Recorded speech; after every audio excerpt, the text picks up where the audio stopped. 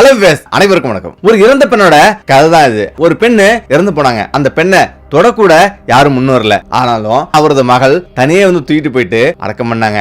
அப்போ ஒரு அதிசயம் நடந்தது. அங்க உள்ள மக்கள் எல்லாமே பிரமிச்சு போனாங்க. இந்த கதைக்கு பின்னாடி ஒரு மிகப்பெரிய பாடம் மறைஞ்சிருக்கு. அது என்னன்றதுதான் இந்த வீடியோல பார்ப்போம். அப்படி என்னதான் அந்த பெண்ணு பாவஞ்சா, ஏன் அந்த மக்கள் எல்லாம் அந்த பெண்ணை வெறுத்தாங்க அப்படின்னு பார்க்கலாம். ஏமன் நாட்டுல ஒரு சிறிய கிராமம் இருக்கு. அதுல சுக்ரா என்ற பெண்ணு வாழ்ந்து வராரு. சுக்ராவுக்கு ஒரு மகனும் ஒரு மகளும் இருக்காங்க. மகன் பேரு அஸ்லாம், மகள் பேரு சாரா. இவங்க ஒரு மிடில் கிளாஸ். இவங்களுடைய வாழ்க்கை ரொம்பவே சிரமம் தான். அவருடைய அம்மா எப்பொழுதுமே எல்லோருமே சண்டை போடுவா. அதனாலேயே சுக்ரா போனவே எல்லாமே பயந்து ஓடுவாங்க. இதனாலேயே எல்லோருக்குமே சுக்ராவை பார்த்தா ஒரு பயம் இருக்கும். இப்ப இடையில அவன் நேர வீட்டுக்கு வரான். ஒரு நாள் அவனோட அம்மாவிடம், ஏன் இந்த மாதிரி பண்ற, எல்லோருமே ஏன் சண்டை போடுற, நான் வெளில தலை கூட கட்ட முடியல, அந்த அளவுக்கு எல்லோரும் மோசம் பேசுறாங்க அப்படின்னும் அவங்க சொல்றாங்க. இதுமே சொல்லும் போது இதனாலேயே சுக்ராவுடைய மகனும் மகளும் வெளில நிறைய பேர் கூட பழக மாட்டாங்க. ஏன்னா அங்க வெளில போனாவே உங்களுடைய அம்மா அப்படிப்பட்டவங்க இப்படிப்பட்டவங்க அப்படின்னு ஏதாவது சொல்லிட்டே இருப்பாங்க. இதனாலேயே சுக்ராவுடைய மகன் அஸ்லாம் வெளில அதிகமா யாரிடம் பழகிறது இல்ல. இப்பதான் சுக்ராவுக்கு ஒரு யோசனை வருது. அதாவது மகனும் மகளும் நல்லா வளர்ந்துட்டாங்க. இதுக்கு மேல மகனை வீட்டுல வச்சிருக்க கூடாது. இப்ப மகனிடம், அஸ்லாம் உனக்கு வயதாயிட்டே போயிட்டு இருக்கு, உனக்கு ஒரு நல்ல ஒரு பொண்ணை பார்த்து கல்யாணம் பண்ணலாம் அப்படின்னு அவங்க சொல்றாங்க. அதுக்கு அஸ்லாம் என்ன சொல்றேன்னா, எனக்கெல்லாம் யாருமா பொண்ணு கொடுப்பாங்க, ஏன்னா ஊர்ல உள்ள மக்கள் எல்லாருமே நம்மளை பத்தி மோசமா பேசுறாங்க, உன்னை பத்தி மோசமா பேசுறாங்க, நீ அந்த மாதிரி நீ பண்ணிச்சிருக்க. இப்ப அவங்க சொல்றாங்க, என்னடா என்ன வசதி இல்ல, நீ நல்ல வேலைக்கு போற, நல்லா சம்பாதிக்கிற, வீடு இருக்கு, நமக்கு நிலம் இருக்கு, எந்த குறையுமே இல்ல, நீ ஒரு நல்ல ஒரு பொண்ணா பார்த்து கல்யாணம் பண்ணிக்க அப்படின்னும் அவங்க சொல்றாங்க. இதை கேட்டு இப்ப அஸ்லாமும் சரி அப்படின்னு சொல்றான். இப்ப நஜ்மா என்ற ஒரு பெண்ணை பாக்குறாங்க. நஜ்மா பக்கத்து ஒரு பொண்ணு. நஜ்மாவுக்கு அப்பா அம்மா கிடையாது. அதாவது அவனுடைய இரண்டாம் தரத்து அம்மா தான் அவளை வளர்க்குறாங்க. அவளை அடிச்சு கொடுமை பண்ணி அப்படி வளர்க்குறாங்க. இப்பதான் அஸ்லாமுக்கு பொண்ணு தேடி அங்க போறாங்க. இப்ப அவளோட மாற்றாந்தாய் உடனடியா சம்மதிக்கிறாங்க. இப்ப அஸ்லாமுக்கும் நஜ்மாவுக்கும் கல்யாணம் நடக்குது. இப்ப நஜ்மா கல்யாணம் பண்ணி வீட்டுக்கு வராங்க. வீட்டுக்கு அவங்க அஸ்லாமோட அறைக்கு அவங்க போலான்னு நினைக்கிறாங்க. ஆனாலும் சுக்ரா என்ன சொல்றாங்கன்னா, நீ எதுக்காக நீ என்னுடைய மகன் கூட ஜாலியா இருக்கலாம் நினைக்கிறியா, அதெல்லாம் முடியாது. நீங்க இருக்கிற வீட்டு வேலை செய்யறதுக்கும் விருந்தாளி வந்தா அவங்களுக்கு சமைக்கிறதுக்கும் தான் நான் உன்னை என்னுடைய மகனை கல்யாணம் பண்ணேன். அதனால நான் என்ன சொல்றேனோ அதை மட்டும் நான் செய்ய அப்படின்னு சொல்லிட்டு ரொம்ப கோபமா அவளை வேலை செய்ய சொல்றாங்க. இப்ப அவ கடுமையா வேலை செய்யறா. இப்ப சுக்ராவும் அவளுடைய மகள் சாராவும் ஜாலியா இருக்கிறாங்க.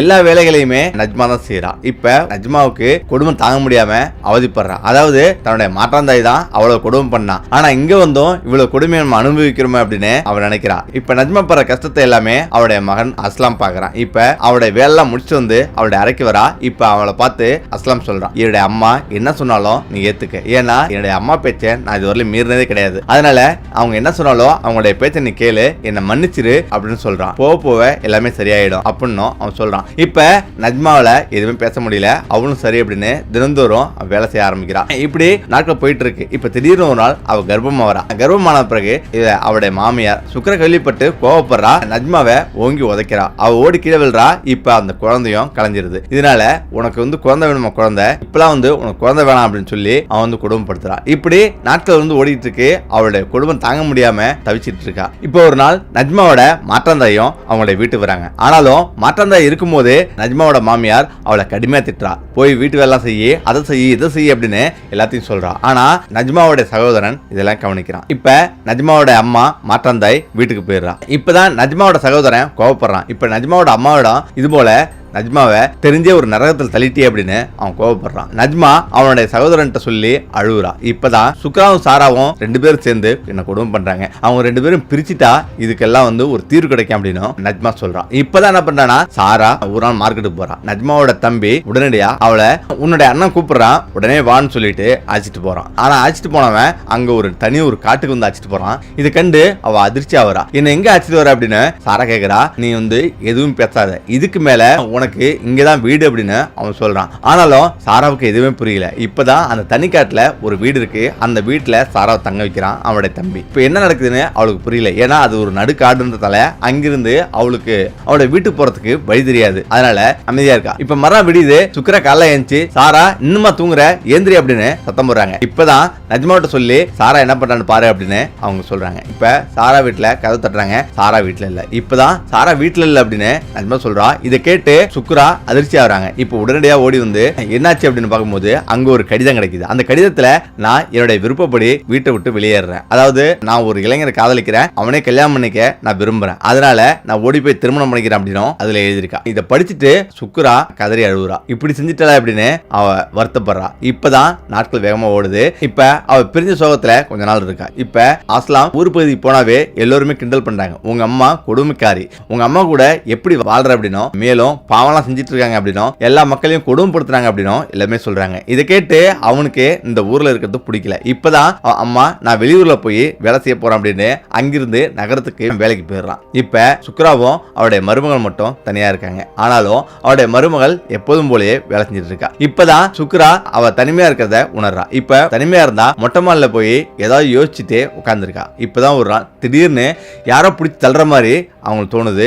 மேலே இருந்து கீழே வந்து உருண்டோடி கீழே வந்து விழுந்து கிடக்குறான். விழுந்து கிடந்து நஜ்மா என்ன வந்து காப்பாத்து, நான் கீழே வந்து கிடக்குறேன் அப்படின்னு அவ சொல்றாங்க. ஏன்னா அவங்க தலையில அடிபட்டு ரத்தம் ஓடிக்கிட்டே இருக்கு. ஆனா காப்பாத்துறதுக்கு யாருமே வரல. 2 மணி நேரம் கழிச்சு இப்ப அவருடைய மகன் அஜ்மல் அங்கிருந்து வரான். இப்ப அவன் பாக்குறான், என்ன அம்மா இப்படி இருந்து கிடக்குறாங்க அப்படின்னு அவன் ஓடி தூக்குறான். இப்ப நஜ்மாவும் ஓடி வரா. அவன் கூப்பிட்டது எனக்கு தெரியாது, எனக்கு காலவே இல்லை அப்படின்னு அவன் சொல்றான். இப்பதான் அவங்க எல்லாருமே ஹாஸ்பிட்டல் போறாங்க. இப்ப ஹாஸ்பிட்டல் போய் மருத்துவமனையில பரிசோதனை பண்ணும்போது அவங்களுடைய கால் உடஞ்சிருக்கு அப்படின்னு அவங்க சொல்றாங்க. இதை கேட்டு அவங்க எல்லாருமே அதிர்ச்சி ஆகுறாங்க. இப்ப நஜ்மா மனசுல ஒரு சந்தோஷம் தான் ஏற்படுது. வேற வழியில இவங்க சரியான முறையில மருந்து எடுத்துக்கிட்டா கொஞ்ச நாள்ல இது சரியாயிடும் அப்படின்னு அவங்க சொல்றாங்க. இப்ப அவங்கள வீட்டுக்கு கொண்டு வராங்க.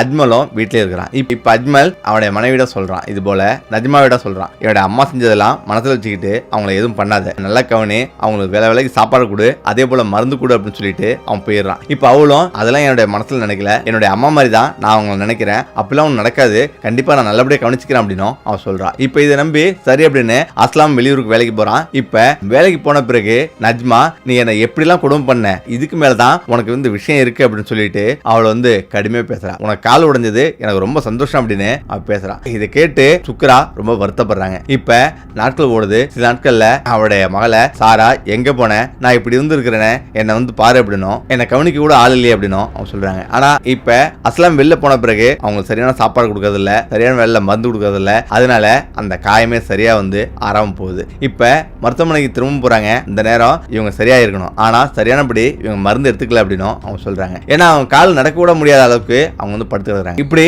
நாட்கள் போயிட்டே இருக்கு. அவங்களோட உடலும் மெலிஞ்சிட்டே வருது. இப்ப அவங்க என்னை மன்னிச்சிரு, நான் செஞ்சதெல்லாம் தப்பு தான், ஆனாலும் நான் எல்லாத்துக்கும் நான் வருந்துறேன், என்னை தயவு செய்து என்ன சாப்பாடு கொடு, மருந்து கொடு அப்படின்னு அவங்க சொல்றாங்க. இதை கேட்டு நஜ்மா சிரிக்கிறா. நான் மருந்து கொடுக்கறது சாப்பாடு கொடுக்கறது பெரிய விஷயம், நீ உயிர் வாழ்றதே பெரிய விஷயம், அதனால சத்தம் போடாம நீ படுத்துரு, இல்லனா வேறு மாதிரியே நடக்கும் அப்படின்னு அவங்க சொல்லிடுறாங்க. இதை கேட்டு சுக்ரா பயந்துடுறாங்க. இப்ப அவன் வேற வழியில அப்படியே படுத்தே எடுக்கிறாங்க. நாட்களும் ஓடிக்கிட்டு இருக்கு. அவங்க உடல்லாம் நாட்டம் எடுக்க ஆரம்பிக்குது. ஆனாலும் நஜ்மா கண்டுக்கவே இல்லை, பக்கத்துல கூட போறதே இல்லை. இப்ப அஸ்லாமும் வீட்டுக்கு வரான். வீட்டுல வந்து அம்மாவுடைய ரூம்ல இப்படி வாட வருது, என்ன நடக்குது அப்படின்னு அவன் கேட்கறான். அவங்களுடைய உடல் போக போக காயம் வந்து மோசமாயிட்டு இருக்கு, காயம் ஆறல, அதனாலதான் வாட வருது அப்படின்னு நஜ்மா சொல்றான். அதனால நீங்க போய் உணவு கொடுங்க அப்படின்னு அவன் சொல்றான். ஆனா அஸ்லாமு நான்லாம் போக முடியாது அப்படின்னு சொல்லிட்டு அவனும் வந்து அவனுடைய ரூம்ல வந்து உட்கார்ந்துருக்கான். இப்ப சுக்ரா கவனிக்கிறதுக்கு யாருமே முன் வரல. ஒரு நாளைக்கு ஒரு வேளை சாப்பாடு அப்படின்னு அவங்களுடைய வாழ்க்கை போயிட்டு இருக்கு, மருந்தும் சரியா கொடுக்கறது இல்ல. இப்ப சுக்ரா ரொம்ப வருத்தப்படுறாங்க.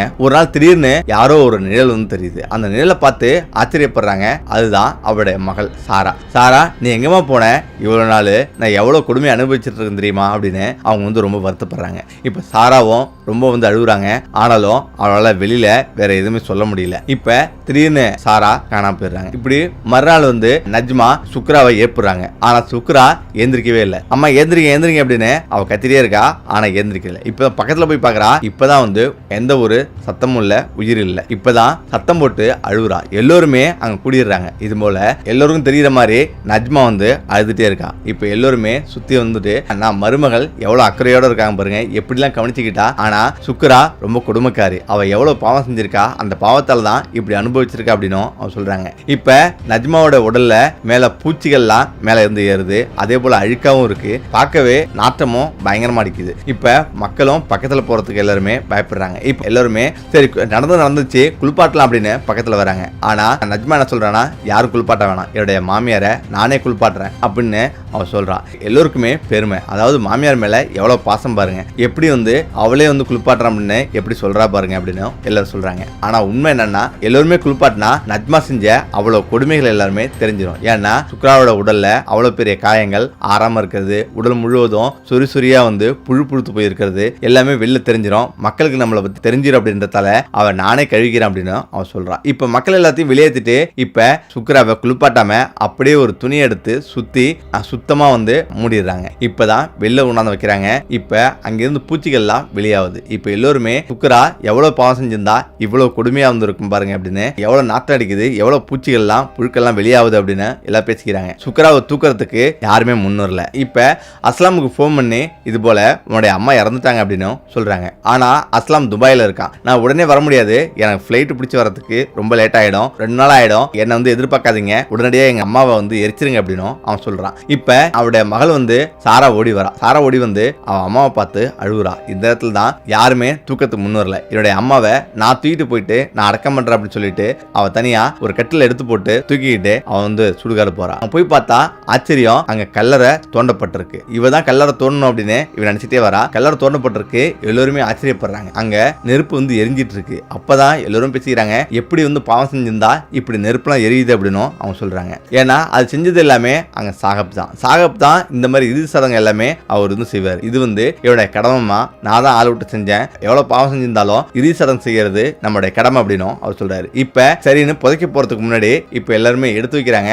எடுத்து அந்த குழியில வச்சு அடுத்த நொடியே பயங்கரமான அதிசயம் நடக்குது. அதாவது அந்த குழி முழுவதும் வெறும் பூக்களால் நிரம்பி இருக்கு. வாசனை நல்ல வாசனையா அங்க வீசுது. இதை கண்டு எல்லோரும் ஆச்சரியப்படுறாங்க, எப்படி இப்படி பாவம் செஞ்ச இந்த பெண்ணுக்கு இப்படி வாசனை வீசுது அப்படின்னு அவங்க பேசிக்கிறாங்க. இப்ப அவருடைய மகளுக்கு கூட ஆச்சரியம், எப்படி இந்த மாதிரி நடக்குதுன்ட்டு. ஆனா உண்மை என்னன்னா, பாவம் செஞ்சது என்னமோ உண்மைதான், ஆனாலும் பாவம் செய்யறது மனித இயல்புல மன்னிக்க முடியாது. அப்படிப்பட்ட பாவத்தை சுக்ரா செஞ்சிருக்காங்க. ஆனா அவங்களுடைய பாவம் நீங்கினது காரணம் அந்த பாவத்தை அவருடைய மருமகள் நஜ்மா வாங்கிட்டா. அதனாலதான் அவருடைய புதைக்கும் போது இப்படி ஒரு வாசனையும் பூக்களும் அங்க நிறைஞ்சிருக்கு. இப்ப இதே தண்டனை தான் நஜ்மாவும் அனுபவிக்க போறா. இப்ப என்ன நடக்குது அப்படின்னா, அடுத்தது எல்லாருமே அடக்கம் பண்ணிட்டு வீட்டுக்கு வராங்க. இப்ப தினந்தோறும் சாரா அந்த கல்லறைக்கு போயிட்டு பூக்களை நிரப்பிட்டு அவன் வீட்டுக்கு வராங்க. இப்ப அஸ்லாம் அவனுடைய வீட்டுக்கு வரான். வீட்டுக்கு வந்துட்டு அவன் உட்கார்ந்து அம்மா இறந்துட்டாங்க அப்படின்னு அழுதுட்டு உட்கார்ந்துருக்கான். இந்த நேரத்துல தான் அவருடைய தங்கச்சி சாரா வீட்டுக்கு வரா. இப்ப சாராவை பார்த்து, நீ எதுக்கு இங்க வந்த, உன்னாலதான் அம்மா அப்படி இறந்தாங்க, இதுக்கு மேல சொத்துல பங்கு கேட்கறது வந்திருக்கே அப்படின்னு அவன் கோபமா கேட்கிறான். இப்பதான் அவன் சொல்றா, எனக்கு சொத்து தேவையில்ல, சொத்தை நீயே எடுத்துக்க, நான் வந்தது வேறு விஷயத்துக்காக வந்திருக்கேன் அப்படின்னு அவன் சொல்றான். இப்ப இதை கேட்டு அஸ்லாமும் குழம்புறான். அவன் சொல்றான், உண்மையிலேயே அம்மா தானா இறக்கல, அம்மாவை அண்ணி தான் மேமாடியில இருந்து பிடிச்சி தள்ளிவிட்டாங்க, அண்ணி தான் எல்லாத்துக்கும் காரணம் அப்படின்னு அவன் சொல்ல ஆரம்பிக்கிறான். இதை கேட்டு அஸ்லாம் கொஞ்சம் அதிர்ச்சி ஆகிறான். இருந்தாலும் இப்பதான் சொல்றா, நான் யாரையும் காதலிக்கல, நான் யாரையும் இழுத்துட்டு போய் கல்யாணம் இல்ல, அந்த கடிதம் எழுதுனது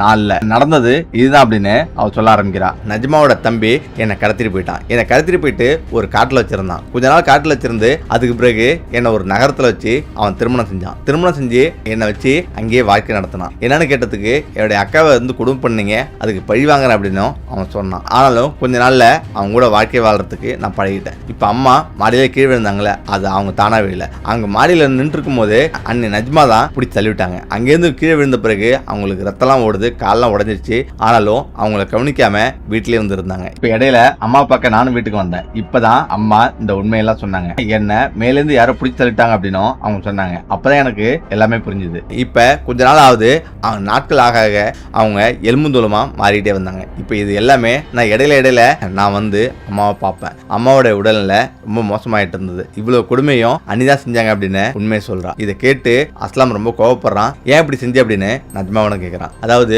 ஒருத்தவங்க பாவம் செஞ்சாங்கன்னா, குடும்பம் பண்ணாங்க அப்படின்னா, அதே நம்ம திரும்ப செஞ்சோம்னா அந்த பாவம் நமக்கு தான் சேரும். இப்ப அவங்க செஞ்ச அத்தனை விஷயங்களும் இப்போ உனக்கு தான் சேர்ந்துருக்கு. அதனால இதுக்கு மேல இந்த தண்டனையை நீ தான் அனுபவிச்சாகணும் அப்படின்னு சொல்லிட்டு அவன் அமைதியா உட்காந்துடுறான். அதுக்கு பிறகு நஜ்மா படுத்து தூங்கிட்டு இருக்கா. அவன் நாயா மாறுற மாதிரி, அவன் நெருப்புல எரியற மாதிரி, இப்படி பல விதமான கனவுகளை காண்றான். இப்ப அவனோட அழுகுறா. இந்த நேரத்துல தான் சாகப்பிடம் இதுக்கு என்ன தீர்வு அப்படின்னு போய் கேட்கறாங்க. இப்ப எல்லோரும் போயிட்டு அம்மாவோட சமாதியில எங்களை மன்னிச்சிரு அப்படின்னு மன்னிப்பு கேளுங்க அப்படின்னு அவர் சொல்றாரு. இப்ப எல்லோருமே அவங்களுடைய அம்மாவோட சமாதியில போயிட்டு மன்னிச்சிருங்க அப்படின்னு மண்டி போட்டு மன்னிப்பு கேட்கறாங்க. இப்ப அன்னையில இருந்து அந்த கனவு வராம இருக்கு. இந்த விட எப்படி மீண்டும் அடுத்து சந்திப்போம். நன்றி, வணக்கம்.